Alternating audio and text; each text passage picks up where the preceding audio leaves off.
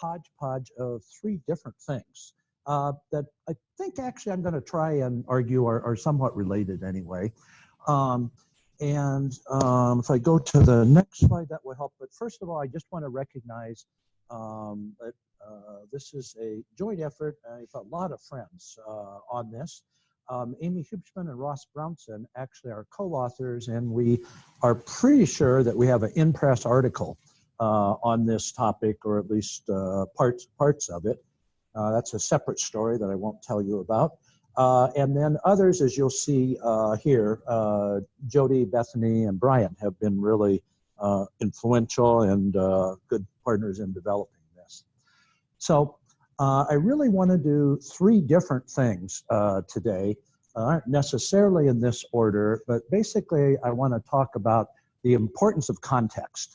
And that's pretty much in all types of health services research, but certainly I'll use D&I for dissemination and implementation research and pragmatic trials and that sort of thing. Second, since this is the mixed methods seminar, I'll talk some about mixed methods and how it can be integrated, as Bethany said, not only into Ream, but into a few other things, including the third thing, which is this, what we're calling the Expanded CONSORT Figure. And I'll try to pause in between as we go to that for questions and to make sure, at least a little interaction, to make sure I don't lose you. So, with no further ado, question for you, pop quiz. All of us in this room, everybody, at least in the US, if not around the world, since Archie Cochran, are into evidence-based medicine, right? We all do evidence-based medicine. So, question for you. What do we mean? What do you mean? Or you have your two choices. You can say, what do you mean? What kind of evidence is important to you? Or how do you think the field defines evidence? When we say something is evidence-based, what's the definition of that?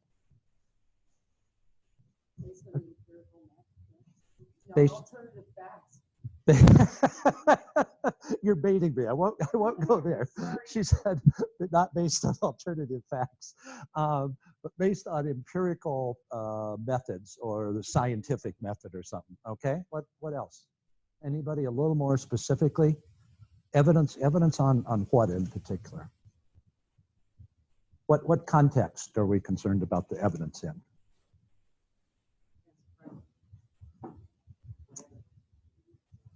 Yeah. Okay. Depends on context. Well, that's one of my take-home points, and we, and maybe most of you in this room would agree, probably most all D&I scientists would agree. I'm maybe going to posit, Allie, that I'm not sure everybody, at least study sections that I see, do. I think a number of people still think that the notion is that science is generalizable knowledge and context doesn't really matter. We're going to generalize, and therefore the implication is it doesn't really matter necessarily who I study, although at a patient level we're hearing that a little more, but still at the setting level, at the staff level and things like that. We often pick our friends and the people that are easiest to work with and that sort of thing in terms of context. Any other last things people want to get in about definitions? Bethany? The only evidence that matters. There you go. Excellent. That's what I was hoping for. And, you know, and particularly a tightly controlled protocolized RCT. And that RCT has to show results on what? Exactly. One primary clinical outcome. Okay, that's what we define in our journals, in our systematic reviews, and that sort of thing. Okay, great. Well, so here's one additional way to think about it. It's not that that's unimportant, but what we seldom have evidence on is external validity.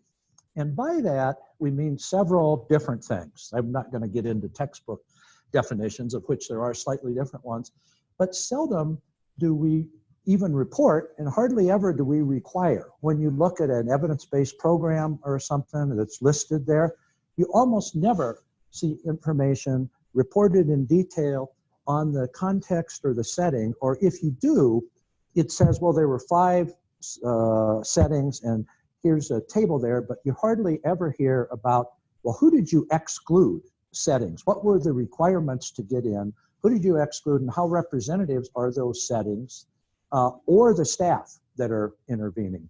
Today, fortunately, I think we have seen an advance over the last, say, decade, and now pretty much people have been schooled at the participant level. You do need to look at that and the representativeness, but these other things are still behind.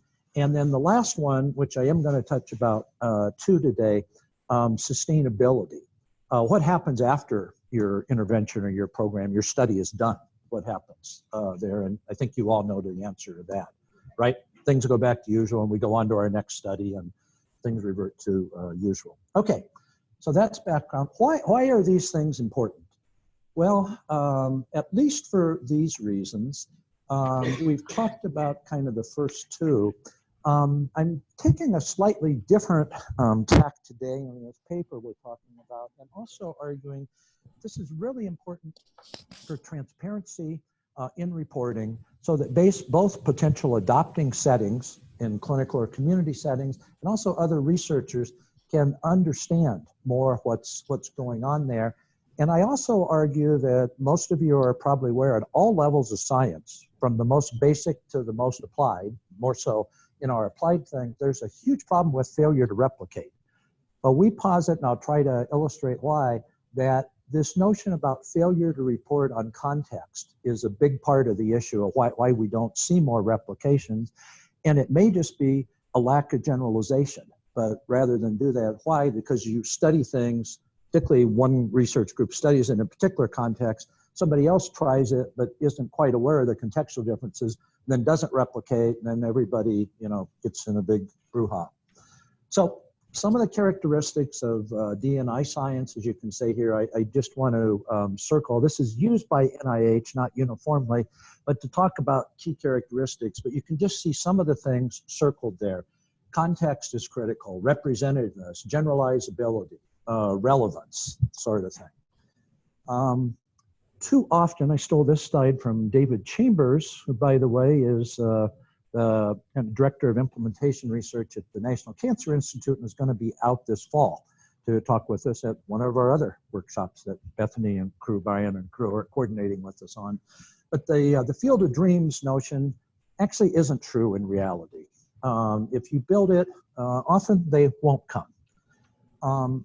So this is a mini version of what I call the Ream Story, and I'd like you to think about your own area of research.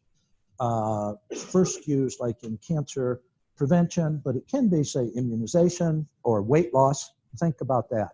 So the hypothetical story is, think about if you have something that's 100% effective, okay, using the usual definition that Bethany gave for you. Okay, is just blown away in a triple-blind trial, best done ever study that that you've seen, 100% effective. Now you go to apply that in the real world. Well, stages, and they aren't necessarily in this order, it has to be adopted by at least all or a number of settings. Practitioners usually need to be trained. They need to deliver at consistency. You need to have eligible and representative, particularly hard to reach populations, and then it needs to be sustained. So if you took, and this is an optimistic estimate, say a 50% success rate on each of these steps, what you end up with at the impact at the bottom is actually not 100%, but 0.5 times 0.5 times 0.5. So overall, at a population basis, you get about 3% impact. So now it's time for another quick pop quiz.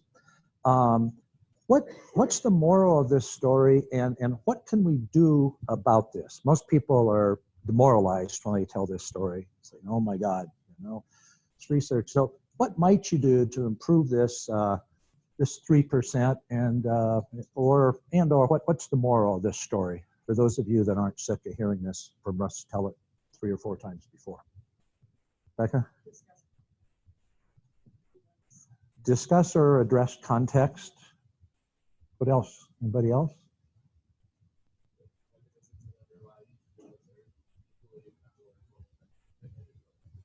Yep, you nailed it. Did you cheat? And okay. So the point is, most people say, "Oh, this is horrible," and we shouldn't get out in the real world because this is messy, and these people just don't know about science and that sort of thing. But the positive notion is that all of these factors are important. We can argue about whether they're equally important or not, but pretty much however you do the math or the algebra, it turns out that we really need all of these things working together in order to produce outcome. And what have we studied? 95% of the time, we've just studied the thing at the top, the 100% effectiveness on the clinical outcome. So if we gave a little more attention to it, that's one thing, and focused on increasing this. There's another thing that's a little more subtle that we can do, and I'll give you a hint. It's something Ali and colleagues have done on their immunization work, and that sometimes some other people do when they want to go to scale. Anybody know what that is? They take out some of the steps. So if you kind of have a more centralized thing that be delivered, then you don't have to train all the individual practitioners, okay? And then they don't all have to carry it out. If you have a way of delivering that, be a public health way or increasingly like an automated way, that's another way that you can do and increase some of this. So as Bethany said, I have to do Ream for all my talks, whether I want to or not. You know, you have an early hit, and then everybody wants to go hear that. You can't do your new stuff. So this is one of our attempts to translate Ream into more everyday language for clinical and community leaders who aren't primarily researchers. And this is my first kind of sliding into some qualitative issues, because notice some of those issues at all of our REAIM there have to do with issues like about, well, what's going on here? How is this done? Why do things come about? And those are almost always qualitative answers, or at least mixed methods approaches that you'll want to combine quantitative and qualitative issues. Coming back to context, some of you are familiar with this, but one of the extensions of Ream that we've been working on recently, or at least it's kind of gotten more traction recently, is what we call our Prism Model, Pragmatic, Robust Implementation and Sustainability Model. Quite humble, right? Gonna change everything, but what it does here, if you can see it, is it takes the Ream outcomes that are down here, reach and effectiveness at the individual level, the setting level outcomes here, but it also talks about some specific or relatively specific contextual factors that together impact these Ream outcomes. These are some of the pathways or the mechanisms through which we get that, and things we need to pay attention to.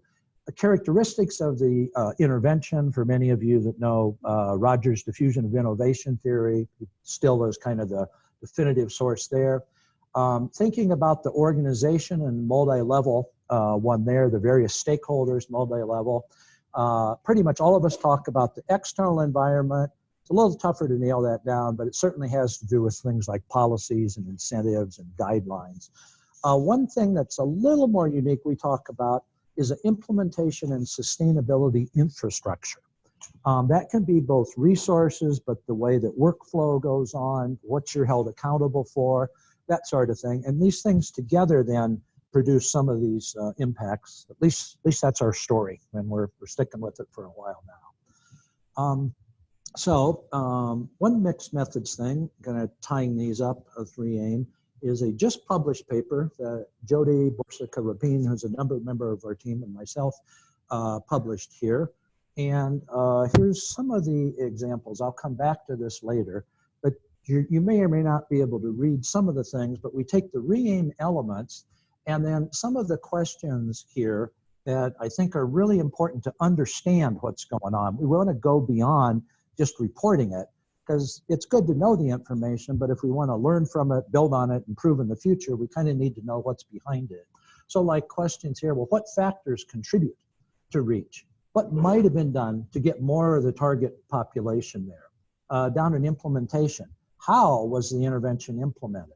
What influenced the implementation there? Those sort of qualitative measures. And in an ideal world, I know you've talked a lot before about sequential and other types of mixed methods, but in an ideal way, you'd be able to iterate and go back and forth between, say, like a quick survey or some other data. Maybe in an ideal world, you have some EHR real-time data. Then you can follow up on early results with some qualitative probes and then cycle that back into other things that you do. Okay, so I'm going to pause here. I think we're doing okay time-wise. Are you still with me so far? Any questions, one or two burning questions or comments, or anybody I've horribly offended at this point? So, okay, not seeing that. Let's go ahead. So now I'm going to jump shift, and believe it or not, you will later see how this is relevant or comes together. So show of hands, how many of you know about or familiar with the consort figure for reporting? Almost everybody. Okay, for the couple hands that weren't up, this is nowadays required by almost all healthcare journals. And what it talks about, I'll show you an example, but it talks about a lot of reporting, a number of issues that help to interpret, especially around internal validity. And there's the catch. It has been shown that the use of the consort figure has improved both reporting and the quality of studies. I didn't look this up today, but last I looked, there were around, somebody correct me if I'm wrong, 23 criteria you need to report. Depending on how you classify it, either 21 or 22 of them have to do with internal validity. There's one that has to do, and it's very general, it's just a throwaway statement that says, talk about a report generalizability, but doesn't tell you how to do that. So here's the traditional figure. And again, I'm not here to trash that or destroy clinical trials. This is good, but I argue it has improved it, but it's necessary but not sufficient if we're really concerned about translation and getting things into practice. So my colleagues and I have been trying to think about how can we build on this and address some of these issues that we've been talking about today.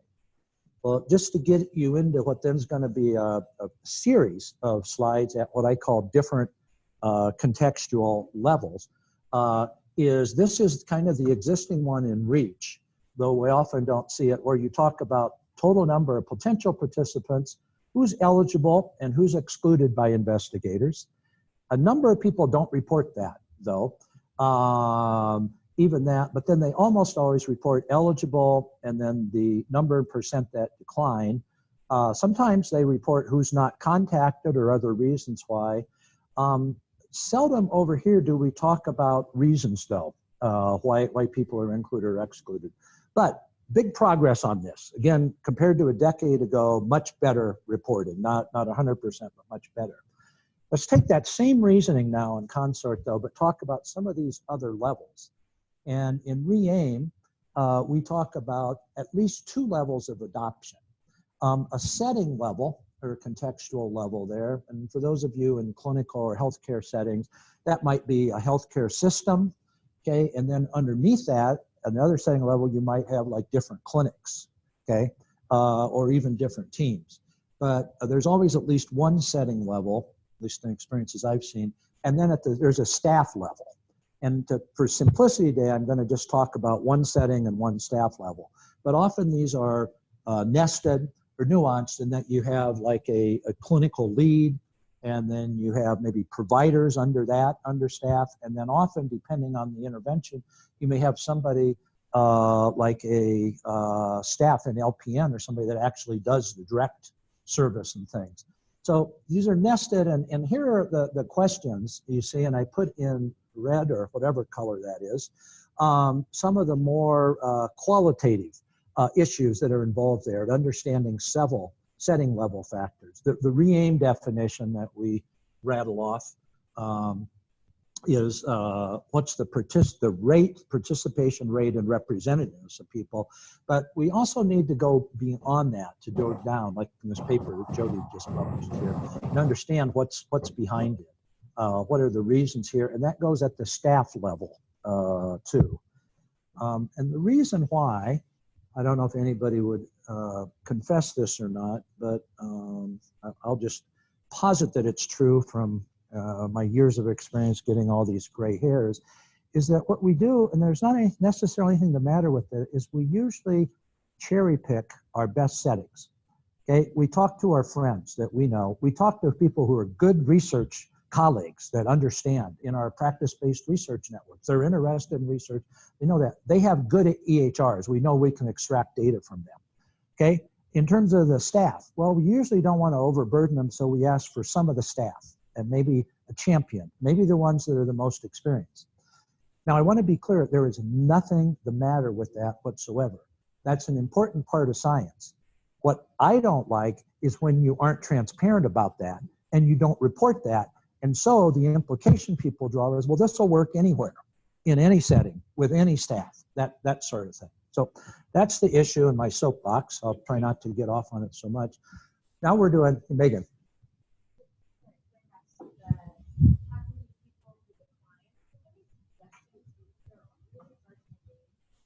They are, yeah. No, they often don't. I don't know if I have any home runs. Usually that is trial and error. You try a few different things. Often what we'll do is just say something like, even if they decline participation, a lot of studies I've done are like phone recruitment to get them in. And they say, okay, that's fine, we certainly accept that. Would you be willing to take just another minute though, explain why? I'm not going to pressure you to participate, but it will help us going forward.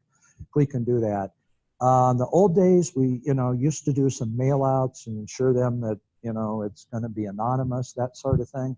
I think often it's easier like to catch people if you have a staff, kind of on the spot. For clinicians that don't, or settings, I think if you can like participate in team meetings or something at the end and then just debrief them. But I don't have a magic answer. Do you have something that's worked better for you than other things? Okay, Becca? I joke, like, even if it's just, Yeah. Can you please, keep in mind, that's trying to make it light and funny and give them Yeah. excuse to say whatever they want. Might, yeah. I think the key is that you're going to help us by doing this, and we're not pressuring you. We're not saying you're a bad person or anything like that. It'll just help us. Okay. Well, so here I'm going to go through a series rapidly, but I think you got the idea or the drill. We're going to use this same consort type figure. Here we're going to talk about the settings, who's excluded by the investigator. I'm making a big deal about that today, but not just the number, percentage, but why. And then down at the setting level, the same thing there. So now you can see we have the new things we've added at the setting that we call adoption, and then we've got reach down here before, which was the standard existing consort. Quick example, diabetes prevention program where we just filled this in, where you can see out of 100 settings, considered 75 eligible, 40 of those participated, and then you ended up down at the individual patient level with possible 1,000 from the 40. So there was, even what 60% more that could have been, and then down who you end up with. In addition, I'm going to skip over some other things from a Ream perspective. There are other key things that happen with implementation too, but for today, in simplicity, we're not going to talk about those, but we are going to talk about what I think is the last frontier, and that's maintenance or sustainability. What happens after your study is done in those settings that participated? At the patient level, again, we do report on that at least to some extent in the consort. It talks about those lost to follow-up, and it talks about those analyzed. Doesn't necessarily talk about real long-term follow-up, but you do at the individual level. What we don't hardly ever get, and sometimes I have to admit there are good reasons for this, and you can probably guess why, at the setting level, we don't see this reported about what happens after we leave. So again, we're using the same type diagram or whatever there to try and document this. And an interesting thing that from a D&I perspective, one of the, I think, really important or hot areas, maybe because several of us are researching it now, is the issue of adaptation. Because in my experience, what happens is seldom does a site continue exactly as it was in your study, using exactly all the components done by the same staff in the same way at the same part of the workflow. Many of them will adapt it. They'll continue some way, they'll do some things, but not others. They'll have different staff do it. And then a number of them won't do it at all. So, but I think it's really important to study that, and then again, you should be getting this, the reasons why, reasons behind that. So here now is what we call our fully expanded consort figure. In a Ream perspective, the Ream terms are on the left-hand side here. The kind of blue in here is the traditional consort. The reach, our setting level adoptions at 2 levels here. Many times there can be a lot more levels are here, and then our maintenance sustainability is down there. So now just a little history. This is kind of the little slideshow we've developed. Taking you back a few years, the first thing that we did this, and we published this figure somewhere that I can't find. I went back, I don't know how many years ago, but it's somewhere, it is on the Ream website. But it, again, tries to use, it does use the Ream thing, because there it was all about Ream, and we decided today to get a little broader audience. We're not technically in the consort using Ream, even though they're embedded in there, and you can do the crosswalk. But we kind of had one here to report study. That was the first one. You can just get the idea. It's in microfiche. More recently, Bethany beat us to the punch in a newer version of it. She has recently published in an article here on family systems and health this, and done a nice illustration, because this type of thinking in the consort applies whether or not you have an RCT. Okay, even I'd argue, even if you're doing some survey research and you have different things like this, you may want to know. But certainly if you're doing like an intervention, or again, I'd argue you can do this in a QI study to really know what's going on there too. Anyway, a nice example there, and she has integrated Ream with the definition in the middle column. I know you can't read this, but just to kind of show you what she's done, and then kind of the data and the expanded consort there. So our current one, as of yesterday, thanks to Brian, is we have now a fillable PDF form and some guidance at this URL address here. We're not going to publicize this externally until our article is published, which we hope won't be too long. But this now is a fillable form, so you can fill in your numbers here. It talks about what the issues are. And again, Brian has nicely color-coded this. We've got the setting level up here, the settings and the issues about excluded, participate, and then over here, key differences and reading characteristics. And those can be either or both empirical or qualitative. Often we don't have good empirical data about, well, what are the differences between the settings? But we can get some good qualitative data. Then the staff here, and down here is a lot of the usual consort stuff, but then in the gray at the bottom is this setting level thing. So a completed example that we also provide in the online setup is here, where I won't walk you through it, but you can see you just fill in your numbers here, and then it's generated this printable form in different ways that you can do that. You can download it to talk about it. Here is some more examples of the key differences, like they were excluded because they didn't have an electronic health record. Agents and the staff, why didn't the staff participate? Well, there was a high burnout rate there among the intervention people trying to deliver that. So that's just an example. Maybe a future use of this type of form, I would argue, in the same way that you often have to do in grants, inclusion forms, and you have to estimate who you're going to get at the individual level. I'd argue this could be helpful to fill that out, if not for the grant, because sometimes it's embarrassing, but at least for yourself to think about this. How much work is it going to be required? How many settings am I going to participate? What are the reasons, and that sort of thing, as a formative or a proactive thing also. Okay, so now to get back to the qualitative issue. Well, actually, let me pause there, and then we're about 3/4 of the way through, but I don't want to lose you. I'm going to jump shift again to a little bit of a different issue. Any thoughts, reactions, total confusion, abject horror about the heretical nature of this? Stan? Uh-huh.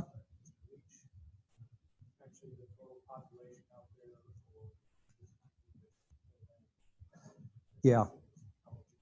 Yeah, good question. If you couldn't hear it, and those of you on Zoom, about the reach, is that like the total population out there, or are those the ones that you kind of try and engage at some level? We usually say it's somewhere in between, and this issue or principle is operable at all the levels, from the setting to the staff to the individual participants. Basically, what I tell people is show your work. There's not necessarily a right example as to what your denominator is. What we usually say is, like, take, say, a geographical region, and increasingly you can do that with data that we have now. Some type of data from government figures or ACOs or something like that. Talk about, if you did all of them, what was kind of the potential, and then go down and what's reasonable given both your scope, say your funding, and then the ones, think about the ones you need to exclude, usually for very good reasons. But again, rather than just saying how many you end up with, talk about that.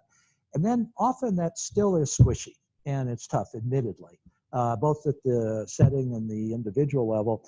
And so what we say then is do like economists talk about, a sensitivity analysis.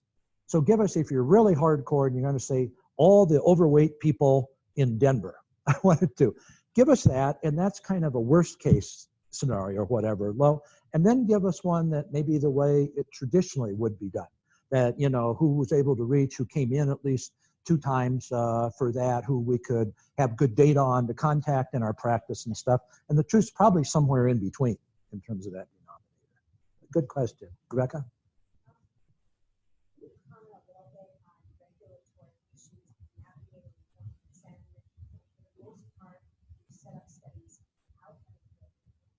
Yep.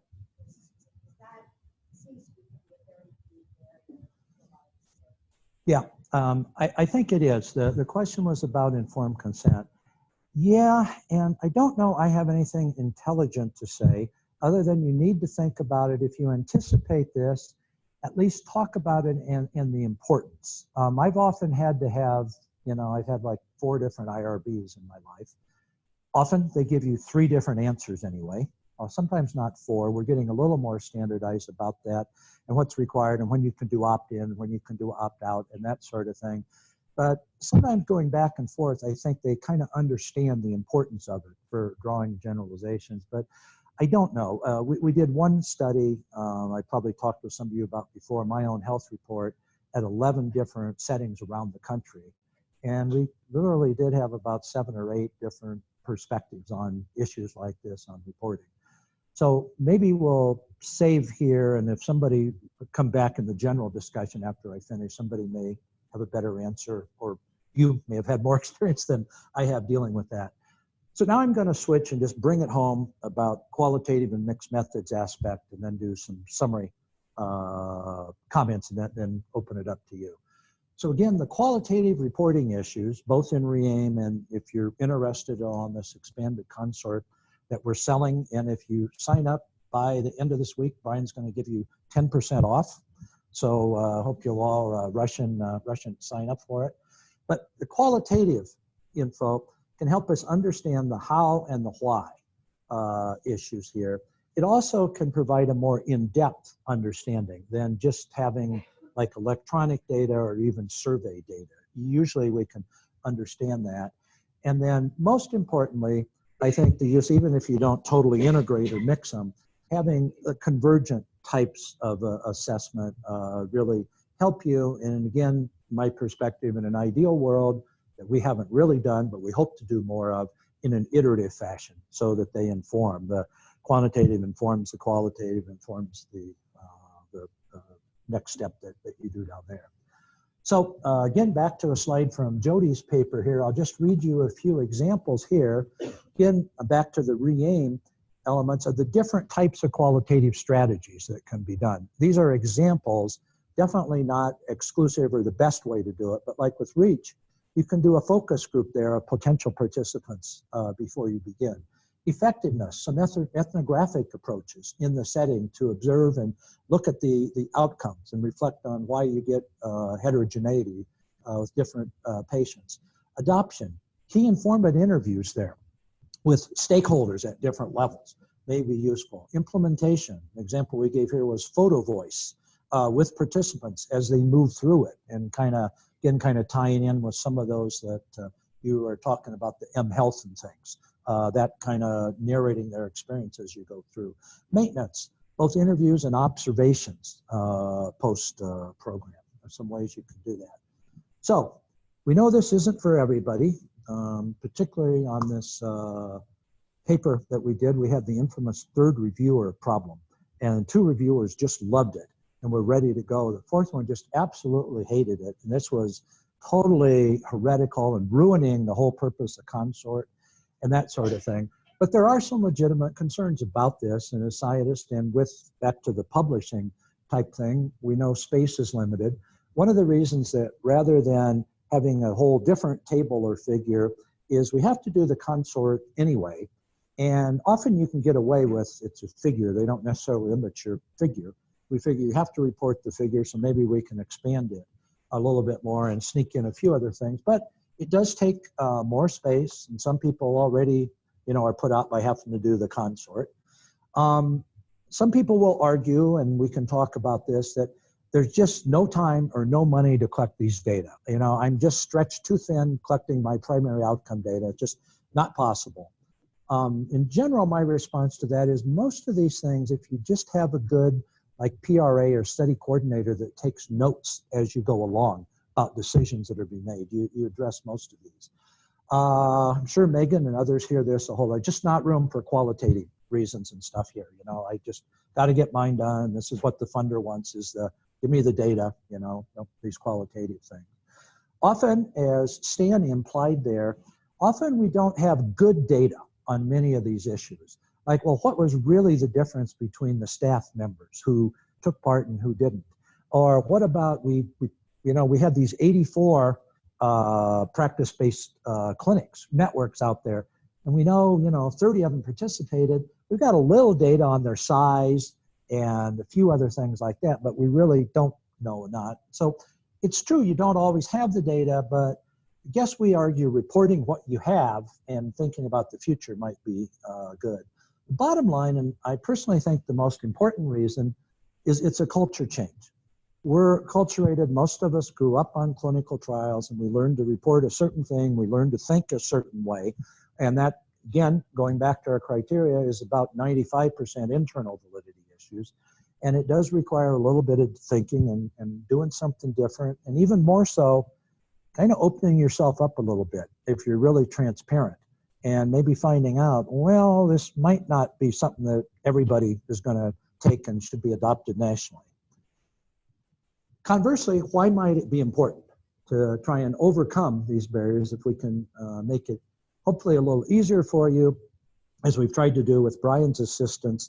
That URL, if you go there, I'll put it back up, is actually a guidebook to try and help you. It not only has the fillable form, but it has some examples, it has some frequently asked questions, it has some guidance for filling out some of the questions, like the excellent one Stan asked. I don't know if we have that exactly, but other things like that, and addressing some of the issues on this last slide.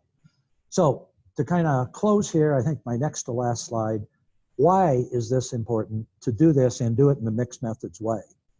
To enhance transparency and generalizability, to increase the attention, enhance the attention to external validity, and to understand the reasons that we may see either strong external validity or weak. It's my new angle here. I'd be glad to see what you think about if you're buying it or not. But this is one factor that might help us understand replication failure issues, which again, at all types of science is, I honestly think a crisis is maybe a fair word for this. We argue this approach can relatively succinctly and visually summarize what some of the key issues are. And then also, if anybody's interested, there's some emerging consensus about D&I issues, but they're just kind of in a long laundry list. This kind of provides a systemized way to do this. But in particular, there's an international group, Delphi panel, that called the Starry criteria for reporting D&I. If anybody's interested, I have an extra slide on that. So summarizing, my thesis to you today is this expanded consort provides one efficient, transparent way to summarize these data. That mixed methods are really important for understanding these, and that if it was more broadly adopted, along with something like these starry criteria, it could enhance the quality of reporting and attention to these issues and inform the field. And then finally, the replication and transparency issues. Then I'll leave you with my mantra. I think we should have 15 minutes for discussion.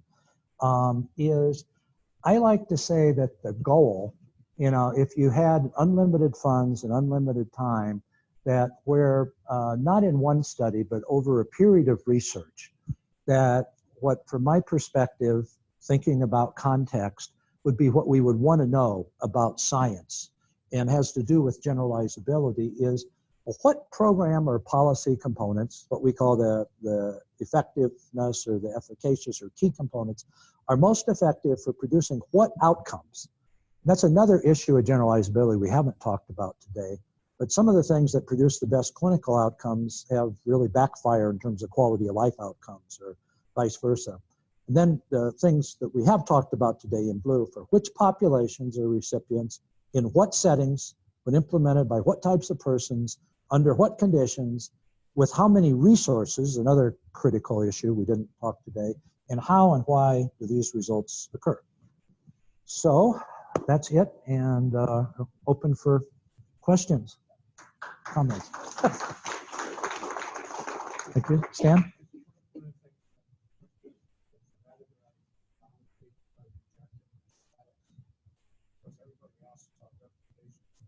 Yep.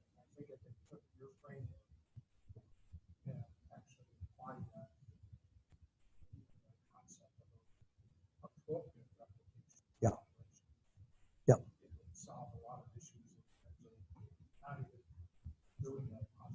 Yeah, I think so. To me, this is one example of transparent reporting of the thing that's there. Quick little story, 2-minute one. When I was at NIH, I had some fellows that kind of got religion here who were more basic researchers. They were actually doing animal research on new drugs and a little bit genomic. And he got all excited about this, and then he went back and he said, you know what we need to do?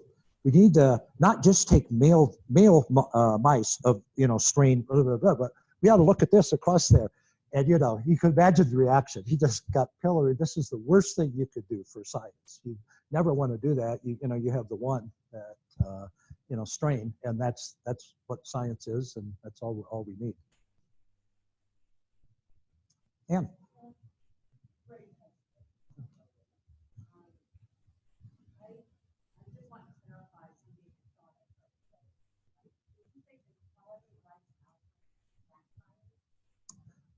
Often many things, let me give you a concrete example.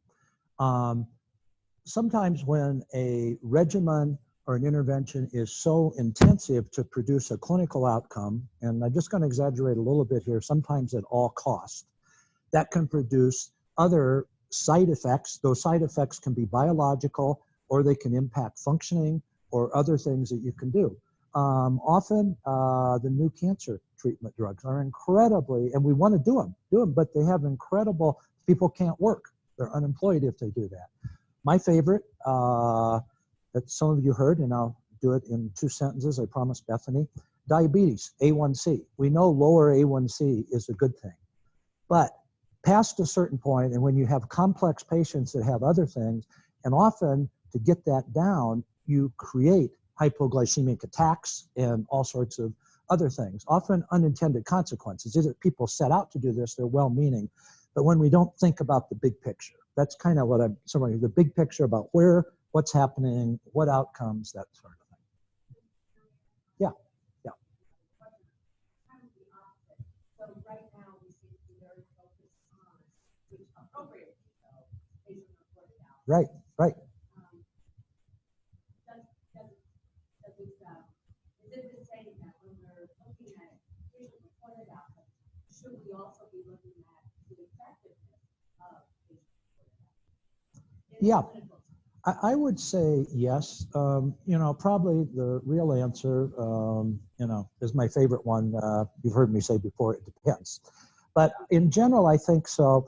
And often we might want to look at, again, different modalities, even if it's a patient-reported outcomes, different modalities of doing that. That's another issue. Laura Leviton, I noticed Brian took away my references page here, or it didn't show up on this one I had. But Laura Leviton's done a nice review of generalizability, and one of the things I didn't talk about today is she talks about generalizability across all these dimensions, but also across measures or outcomes in terms of doing that. So again, I think all types of measures, whether they're biological, whether they're patient report, whether they're observational, have strengths and weaknesses. And again, that's why the classic argument that many of you are trained in about convergent validity, I think is really important. Again, I know you can't do all of those, just like my last slide here that I try to encourage us to think about as the best possible. Brian, this is stuck. It actually, you know what's going on? It'll, so the slides are there. It just, okay, thank you. Yeah, they are. Thank you. Sorry to blame it on you.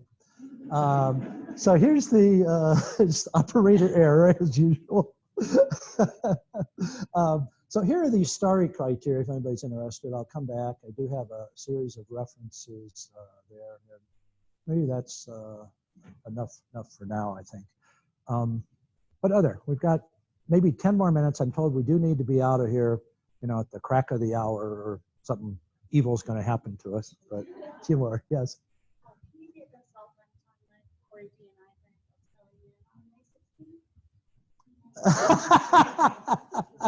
That is a tough one. How about this, May 16th? If you talk, one of our D&I things that we do, providing consultation. So first question, are you here at the School of Medicine somewhere? Okay. We have a service. Our team will do that. We have a nice online form here to talk about it. I cannot promise that I personally would do it, but someone in our team, you know, could get back to you. The issue of whether we can be a consultant or a mentor or a co-I or whatever has a lot to do, frankly, with our demands, our resources, the other things we're doing, how stretched, how thin we are. But we can talk about that, and if the answer is no, often we can provide some other resources. But so again, my answer is it depends. As you might imagine, I personally don't have a lot of, you know, spare time in my day. But again, that's what we have a team, and we're trying to build our resources to do. Is that an okay?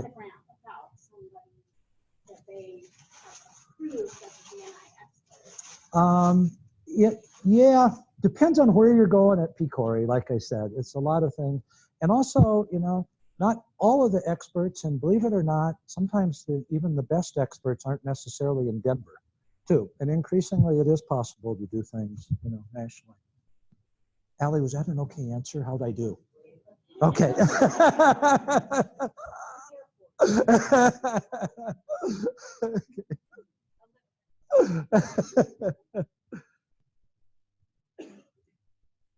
Other reaction? So Brian's been through this. I'll put you on the spot. Brian, any lessons learned you have for people on this, or any thoughts if they wanted to use the tool, or specific feedback we'd like? We'd love your feedback on this. This is like this guidebook at the link that I was going to go back to is version what, 3.4, Brian? But you know, it's not perfect. Yeah, I would say this is more like version 200. But the one online is not quite this exact one yet. We'll put that on this newest one up very soon. But what I would like feedback on, and what we've been talking about a lot, is you know, this is an overall layout, but we realize there might be different levels at the settings and different levels at the staff. So what would you need in your situation? And just so we can be thinking through whether we're going to be making versions or some kind of interactive, click how many setting levels you have and it populates for you if you can come up with that kind of technology. But just overall feedback from you would be great.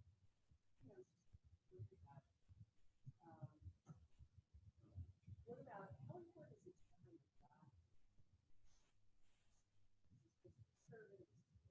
Mm-hmm. Yeah. No. Yeah. And again, we had two purposes. One is to encourage the reporting. To do that, I'd strongly agree. I think that has to be done in the methods, though. The idea is this is a snapshot to let you know where you want to look, but I don't think we can do it. Even it's, you got to boil down, like if you do have differences to a phrase, you know, and a reason to a bullet point, but then that should be reported. And again, we talk about this in the article. You know, ideally you have room to do it in the methods, you know, and the results. If you can't do it there, hopefully you could do it in appendix. If you can't do it there, maybe you could do it in something else you'd put online. If you can't do it there, maybe, you know, so like that. But no, we'd strongly encourage that. The idea behind this was to try to minimize the additional burden to get people's attention, because Larry Green, the public health Larry Green, and I have been at something related to this for 15 years. And what journal editors and people say to us, well, this is nice, but we demand so much.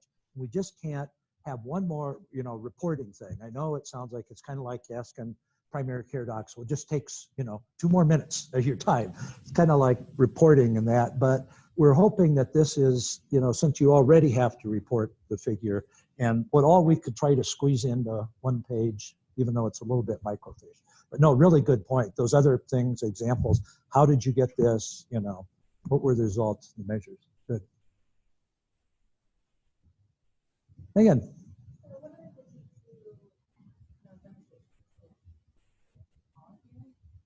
So I was just looking at this and thinking about this college nothing. But imagine sounds like it's interviews. What about Yeah. Yes, it would. Yeah.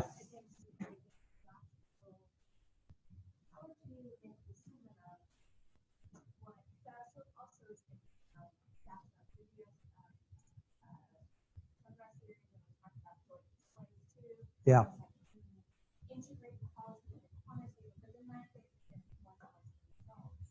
It does. No, and I should have said that. I think Ali asked about the method, so I kind of responded to that. But yeah, how did you get this? Was it a focus group or format interviews and the methods, and then what the results were in the results? Bethany?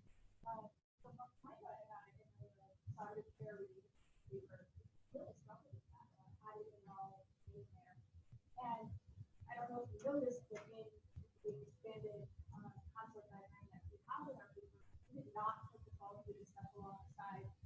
Russ is really trying to encourage us to do that. And so we have a very good section for that we then reference to the CONSORT diagram. But that's very specifically of the qualitative issue about. And then we do have the methods in the method section.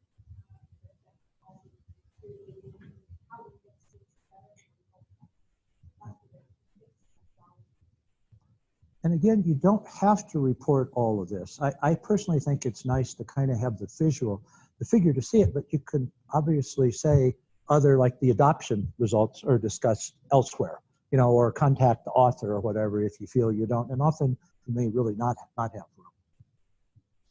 Mm-hmm. All right. Thank you very much.